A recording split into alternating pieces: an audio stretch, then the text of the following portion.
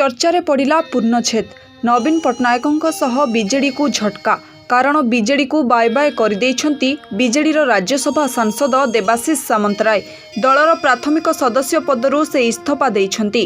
श्री सामंतराय तांकर इस्तीफा पत्र को बीजेडी सुप्रीमो नवीन पट्टनायकों को पठाई देइथिबा जणा जाइछि।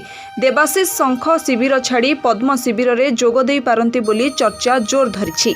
बीजेडी सुप्रीमो नवीन पट्टनायकों अत्यंत घनिष्ठ थिबा देवाशीष विभिन्न कारणों को नहीं असंतुष्ट थिले। नवीन और तांको मध्यरे दूरता सृष्टि होइथिला। तांकर अनुगत मानकु दल रे गुरुत्व दिया जाउ नथिला। एमिति कि तांकु जेउ वरिष्ठ उपसभापति पद दिया जाइथिला ताहाकु से प्रत्याख्यान करिथिले। गत किछि मास हेला से दलीय व्यापार बा संगठन रे मुंड खेलाउ नथिले। कौनसी टीका टिप्पणी देबारु निजकु दूरेई रखुथिले। तांको नीरवता अनेक प्रश्नबाची सृष्टि करिथिला। एबे से बीजेपी रे जोग देबा नै चर्चा हेउछि। तेबे देवाशीष जदि बीजेपी रे जोग दियंती तेबे ताहार प्रभाव कटक तीर्तोल और पारादीप राजनीति रे अनुभूत हेबो बोली आकलन करा जाउछि। ब्यूरो रिपोर्ट ONA खबर।